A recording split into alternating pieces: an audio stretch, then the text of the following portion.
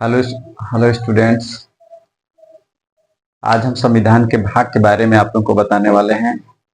जितनी कंपटीशन होती है उसमें भाग से संबंधित हमेशा प्रश्न पूछे जाते हैं। जैसे मूल अधिकार किस भाग में है, नीति निर्देशक तत्वों का उल्लेख संविधान के किस भाग में किया गया है, या कभी कभी भाग से संबंधित जो अनुच्छेद है उससे भी संबंधित प्रश्न पूछे जाते हैं। तो भारतीय संविधान में 22 भाग है। 22 भाग के विषय में आज मैं आप लोगों को बताने वाले हैं।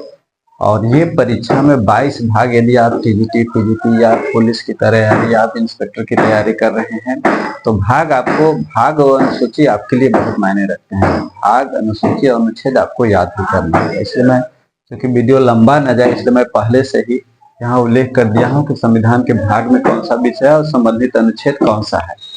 ये आप लोग याद कर लीजिएगा अच्छे से, स्क्रीनशॉट लेकर के। देखिए, भारतीय संविधान में 395 अनुच्छेद हैं और वर्तमान में 22 भाग हैं और 12 अनुसूचियां हैं। पहले भाग के विषय में जानिए। भाग 1 में संघ और उसके राज्य क्षेत्रों का उल्लेख किया गया है। भाग 1 में संघ और उसके राज्य क्षेत्रों का उल्लेख किया गया है। और भाग 2 है, भाग 2 में क्या उल्लेख किया गया है? तो भाग 2 में नागरिकता का उल्लेख किया गया है।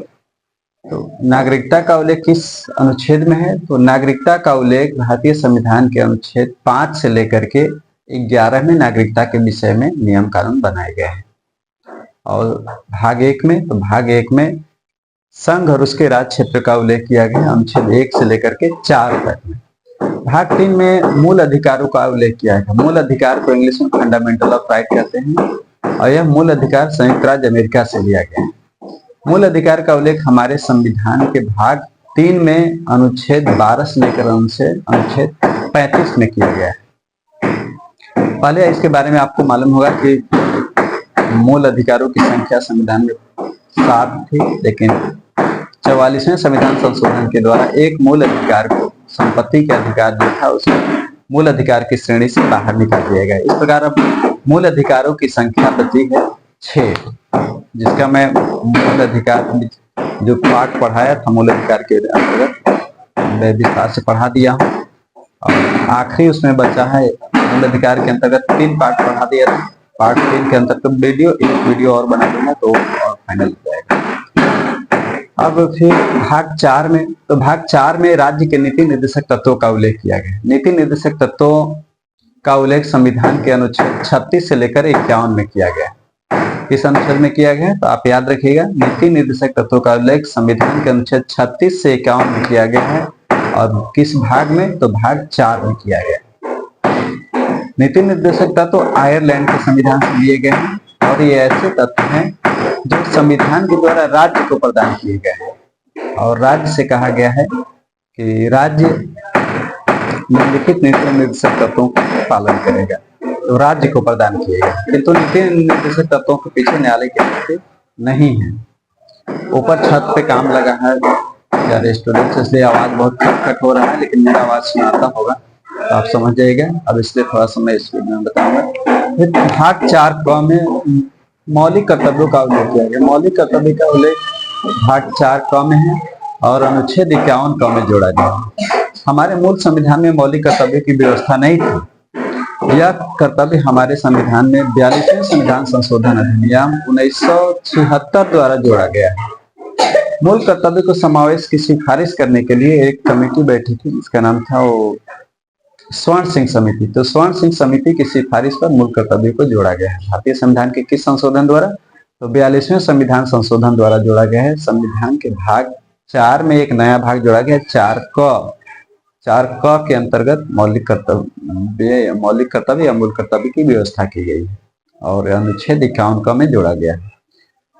तो अभी वर्तमान में मौलिक कर्तव्यों की संख्या 11 है। भारतीय नागरिकों को 11 मौलिक कर्तव्य है। जो 11वां मौलिक कर्तव्य है वो 86वें संविधान संशोधन अधिनियम 2002 द्वारा जोड़ा गया है। यदि आप याद रखिएगा कि 11वां मौलिक कर्तव्य क्या है। 11वां मौलिक कर्तव्य है कि माता पिता या अभिभावक या उनके पाल्य को यह कर्तव्य है कि वह अपने बच्चों के लिए प्राथमिक शिक्षा के अवसर उपलब्ध कराए। ठीक, अब आप देखेंगे भाग 4 हो गया, नहीं, भाग 3 में मौलिक मूल अधिकार को जोड़ा गया था। भाग 3 में मूल अधिकार को जोड़ा गया है, भाग 4 में नीति निर्देशक तत्वों को जोड़ा गया है, भाग 4 क के अंतर्गत जोड़ा गया है मौलिक कर्तव्य। अभी मैं बताया कि मौलिक कर्तव्यों की संख्या वर्तमान में 11 है। जो 11वां मौलिक कर्तव्य है वो संविधान में 86वें संविधान संशोधन अधिनियम के द्वारा जोड़ा गया है। 86वें संविधान संशोधन अधिनियम 2002 के द्वारा जोड़ा गया है। ठीक, और किस भाग में? भाग 4 क में। ये आप ये भी याद रखिएगा कि मौलिक कर्तव्य का उल्लेख भाग 4 क को ही इंग्लिश में 4A कहा जाता है। या तो 4A रहेगा, इंग्लिश में रहेगा, तो हिंदी में रहेगा तो 4 क रहेगा। और भाग 5 में संघ सरकार का उल्लेख किया गया। संघ सरकार का उल्लेख किस भाग में किया गया? तो भाग 5 में किया गया है। किस अनुच्छेद में है संघ सरकार के उल्लेख? तो अनुच्छेद 52 से लेकर के 151 तक में संघ सरकार का उल्लेख किया गया है। ठीक, अब फिर इसके अंतर्गत संघ सरकार के अंतर्गत कार्यपालिका है। कार्यपालिका का उल्लेख किया गया है। मतलब कार्यपालिका मतलब केंद्रीय कार्यपालिका। मैं इनका अच्छा दिख रहा है। केंद्रीय कार्यपालिका का उल्लेख किया गया और कार्यपालिका का उल्लेख अनुच्छेद 52 से लेकर 78 में किया गया है। और फिर संसद है, तो संसद का उल्लेख अनुच्छेद 79 से लेकर के 122 में किया गया है। उसके बाद राष्ट्रपति की विधायी शक्तियां का उल्लेख अनुच्छेद 123 के अंतर्गत है। और सर्वोच्च न्यायालय का उल्लेख संविधान के अनुच्छेद 124 से लेकर के 147 में किया गया है। और फिर सर्वोच्च न्यायालय मतलब संघ की न्यायपालिका को ही सर्वोच्च न्यायालय को ही कहते हैं, संघ की न्यायपालिका, जिसका उल्लेख 124 से 147 में है। भारत के नियंत्रक महालेखा परीक्षक का उल्लेख अनुच्छेद 148 से 151 में किया गया है। नियंत्रक महालेखा परीक्षक का क्या होता है? तो नियंत्रक महालेखा परीक्षक की नियुक्ति राष्ट्रपति द्वारा की जाती है। यह केंद्र सरकार व आय व्यय के लेखा जोखा रखता है। कौन रखता है लेखा जोखा? नियंत्रक महालेखा परीक्षक। इंग्लिश में इसको बोलते हैं controller auditor of general. Bharat के संविधान के भाग 6 में राज्य सरकार के बारे में स्पष्ट रूप से उल्लेख किया गया, जिसका उल्लेख अनुच्छेद 152 से लेकर के 237 में राज्य सरकार का उल्लेख किया गया। अब 152 से अनुच्छेद 167 में राज्य की कार्यपालिका का उल्लेख किया गया है। कार्यपालिका दो होती है, केंद्र की कार्यपालिका, एक राज्य की कार्यपालिका। तो राज्य की कार्यपालिका का उल्लेख अनुच्छेद 152 से अनुच्छेद 167 में किया गया है। और राज्य के विधानमंडल का उल्लेख अनुच्छेद 168 से लेकर के 212 के अंतर्गत किया गया। देखिए, राज्य के विधानमंडल के ही अंतर्गत विधानसभा और विधान परिषद आते हैं। ठीक, इसका उल्लेख किस अनुच्छेद में किया है? तो अनुच्छेद 168 से 212 में किया गया है। और राज्यपाल की विधायी शक्तियां अनुच्छेद 213 में किया गया है। जब विधानसभा विघटित हो गई हो और ऐसी परिस्थिति में जब कानून की जरूरत होती है, तो ऐसी परिस्थितियों में राज्यपाल की विधायी शक्तियां, राज्यपाल को अध्यादेश जारी करने का अधिकार होता है। किस अनुच्छेद के तहत? 213 के अंतर्गत। और वो अध्यादेश राज्य सूची के विषय पर जो कानून बनाया जाता है विधानसभा और विधान परिषद के द्वारा, विधानमंडल के द्वारा, तो उसी तरह से वो कानून काम करते हैं। फिर राज्यों के उच्च न्यायालय का उल्लेख किस अनुच्छेद में किया है? तो अनुच्छेद 214 से लेकर के अनुच्छेद 232 में राज्यों के उच्च न्यायालय का उल्लेख किया गया है। फिर अधीनस्थ न्यायालय का उल्लेख, उसके अंतर्गत अधीनस्थ न्यायालय होते हैं, जिसका उल्लेख किया गया अनुच्छेद 233 से लेकर के 237 में अधीनस्थ न्यायालय का उल्लेख किया। उसके बाद भाग 7 है। तो देखिए, भाग 7 को संविधान ने 7वें संविधान संशोधन के द्वारा भाग 7 के जो मूल विषय था, पहले राज्य थे वो क ख ग घ श्रेणियों में विभाजित थे। तो 7वें संविधान संशोधन के अंतर्गत भाग ख के जो राज्य थे उसको समाप्त कर दिए गए। ठीक, अब भाग 8 में आते हैं। तो ये भाग 7 है। ये भाग 7 का के 7वें संविधान संशोधन अधिनियम 1956 द्वारा क्या किया है, इसको समाप्त कर दिए गए। इसका उल्लेख अनुच्छेद 238 में था। ठीक, भाग 8 में संघ राज्य क्षेत्र का उल्लेख किया गया है, जिसका उल्लेख अनुच्छेद 239 से लेकर के 242 में है। तो देखिए, संघ राज्य क्षेत्र को ही केंद्र शासित प्रदेश कहते हैं। अभी केंद्र शासित प्रदेशों की संख्या 8 हो गई है, ये आपको मालूम होगा। तो संघ राज्य क्षेत्र का उल्लेख किस अनुच्छेद में? 239 से लेकर 242 में किया गया। भाग 9 में पंचायतों का उल्लेख किया गया। ये पंचायत किस अनुच्छेद में है? तो पंचायत का उल्लेख अनुच्छेद 243 से लेकर के 243 अ में पंचायतों का उल्लेख है। उसके बाद 9 क भारतीय संविधान में एक नया भाग जोड़ा गया है 9 क, और 9 क के अंतर्गत नगरपालिका विषय को रखा गया है। तो 9 क नगरपालिका ये हमारे संविधान में 74वें संविधान संशोधन अधिनियम 1992 के द्वारा जोड़ा गया है।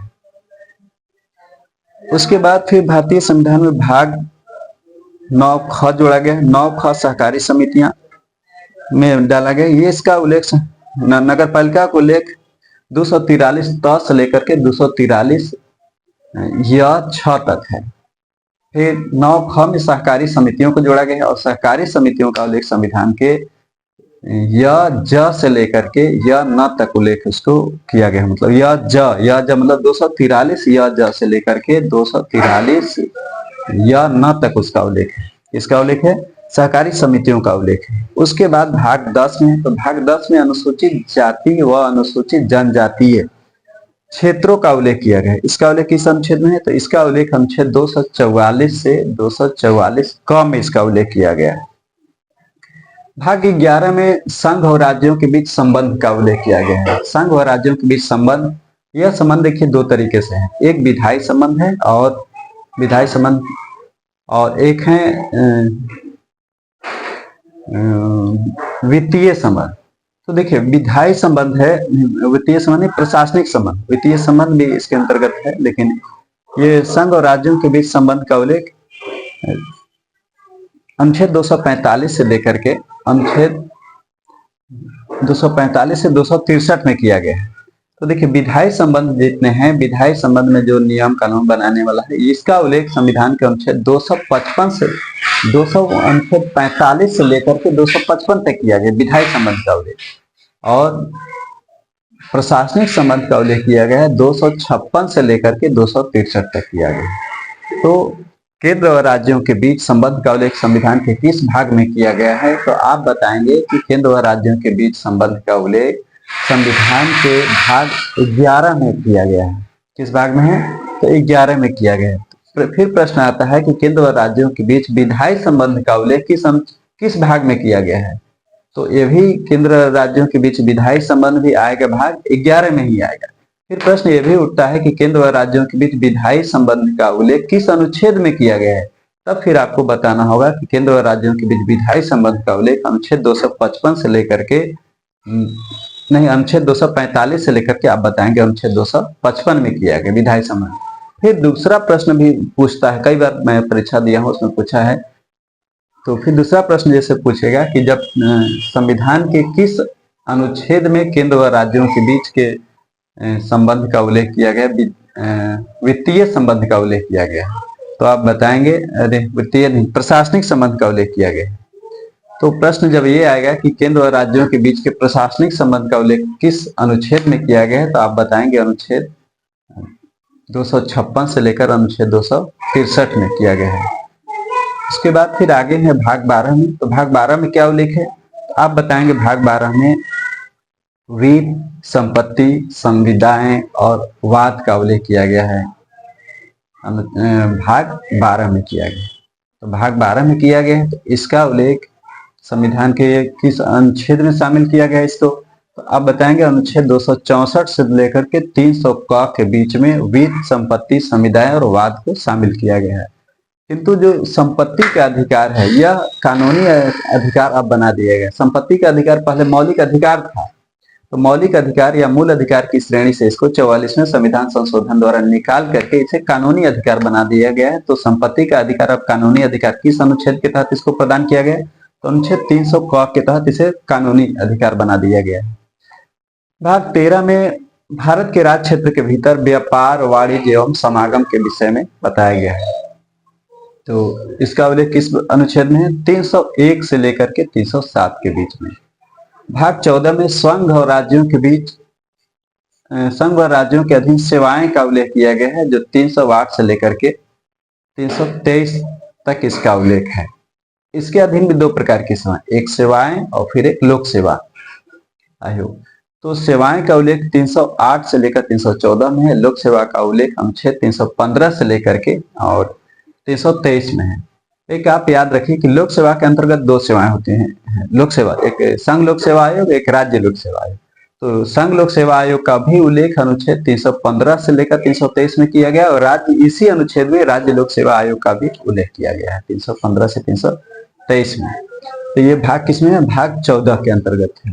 उसके बाद 14 कम है में अधिकरण है। तो अधिकरण में दो है, एक सामान्य अधिकरण होता है और एक प्रशासनिक अधिकरण होता है। तो 323 के अंतर्गत 323 क के अंतर्गत सामान्य अधिकरण का उल्लेख किया गया। 323 ख के अंतर्गत नहीं 323 के अंतर्गत सामान्य अधिकरण का उल्लेख है और 323 ख के अंतर्गत भूला दिमाग में उलझ जाता है। देखिए अधिकरण है 323 के अंतर्गत ये प्रशासनिक अधिकरण का उल्लेख है और 323 ख के अंतर्गत ये सामान्य अधिकरण का उल्लेख किया गया। ये प्रशासन से संबंधित जो वाद विवाद के समस्याओं का समाधान करने के लिए अधिकरण की व्यवस्था की गई है जिससे कि वो यथाशीघ्र निपटारा हो सके। भाग 15 में निर्वाचन के विषय में उल्लेख किया गया है जिसका उल्लेख संविधान के निर्वाचन का उल्लेख है। अनुच्छेद 324 से लेकर के 329 में निर्वाचन का उल्लेख किया गया है। लोकसभा राज्यसभा और राष्ट्रपति उपराष्ट्रपति विधानसभा विधान परिषद का निर्वाचन कराने के लिए भारतीय संविधान में एक निर्वाचन आयोग की स्थापना की गई है जिसका उल्लेख किस अनुच्छेद में किया गया? तो अनुच्छेद 324 से लेकर अनुच्छेद 329 में किया गया है। भाग 16 में है कुछ वर्गों से संबंधित विशेष प्रावधान किया गया है। तो कुछ वर्गों से संबंधित मतलब अनुसूचित जातियों से संबंधित, अनुसूचित जनजातियों से संबंधित और आंग्ल भारतीय से संबंधित ये जो संविधान में प्रावधान किए गए हैं यह अनुच्छेद 330 से लेकर के 342 में किए गए हैं। किंतु अब जो एंग्लो इंडियन से संबंधित संविधान में जो प्रावधान किए गए हैं यह एंग्लो इंडियन को समाप्त कर दिया गया है, ये याद रखिएगा। भाग 17 में राजभाषाओं का उल्लेख किया गया है।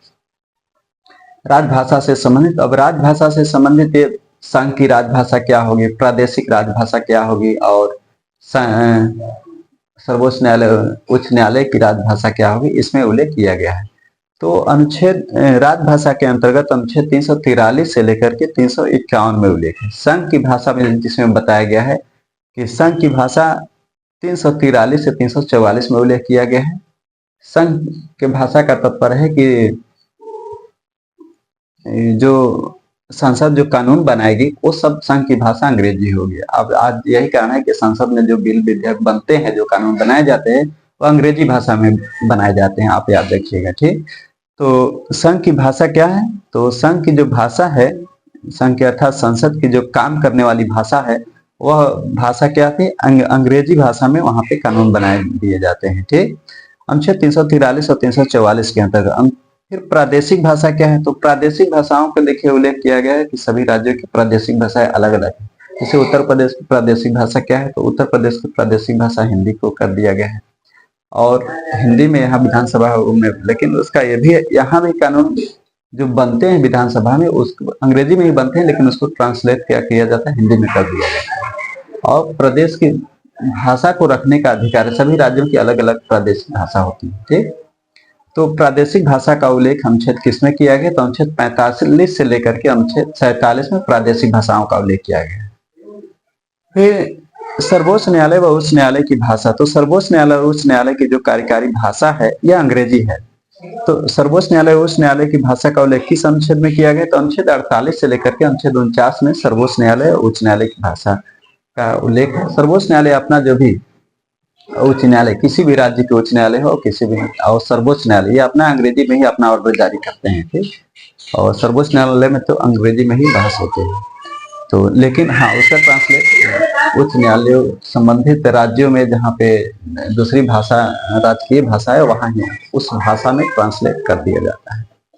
तो सर्वोच्च न्यायालय उच्च न्यायालय की जो भाषा क्या है? अंग्रेजी है। सर्वोच्च उसके जो काम काज जितने होते हैं अंग्रेजी में ऑर्डर जारी किए जाते हैं।